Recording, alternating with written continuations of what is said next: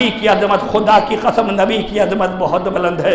اگر کوئی عظمت نبی پوچھنا ہے تو اللہ بتا سکے گا نبی کی عظمت کیا ہے، پھر علی یا آل علی بتا سکیں گے نبی کی عظمت کیا ہے، نبی کا مقام کیا ہے۔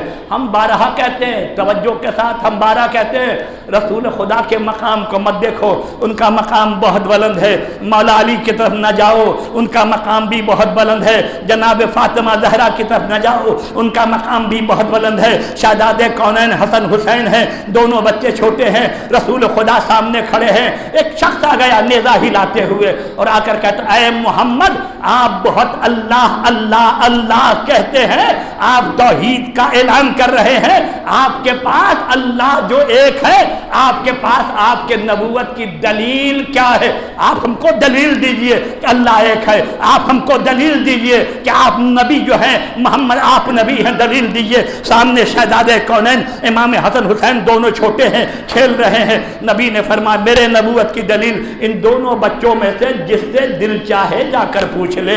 آیا امام حسن مجتبیٰ کے پاس، لیکن آنے کے بعد سوچ رہا ہے یہ بچہ یہ کیا بتائے گا، یہ بچہ یہ کیا بتائے گا، یہ سوچ رہا ہے۔ لیکن یاد رکھیے جناب عیسیٰ نے جب گہوارے میں کہا انی عبداللہ، جناب مریم نے کہا کسی بچے سے پوچھو، تو وہ عیسائی کیا کہنے لگے، یہ بچہ جو مکھی ہٹا نہیں سکتا بھلا وہ بچہ کیا بتائے گا۔ لیکن جناب عیسیٰ گہوارے مٹ کر بیٹھ گئے اور پکار اٹھے انی عبداللہ واتانی الکتاب جعلنی نبیہ، میں اللہ کا بندہ ہوں، مجھے اللہ نے نبی بنایا ہے۔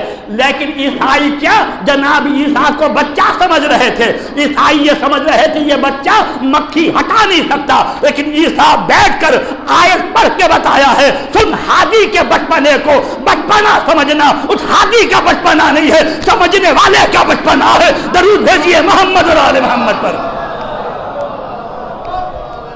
سمجھنے والے کا بچپنا۔ اب یہ سوچ رہا کہ یہ بچہ کیا بتائے گا۔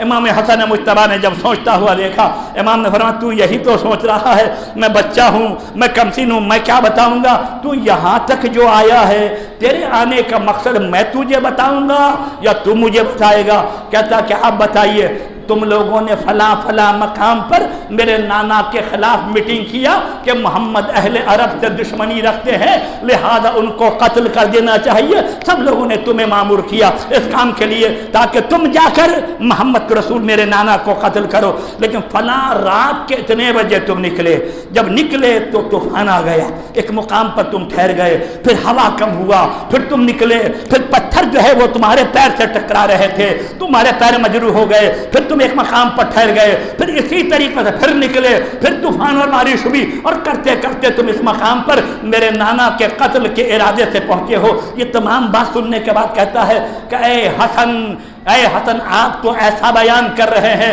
جس طریقے سے ہر مقام پر آپ میرے ساتھ تھے۔ اے حسن جلدی اپنے نانا کا کلمہ پڑھائیے، جس نواسے کی اتنی عظمت ہے اس نبی کی کتنی عظمت ہوگی۔ درود بھیجیے محمد اور آل محمد۔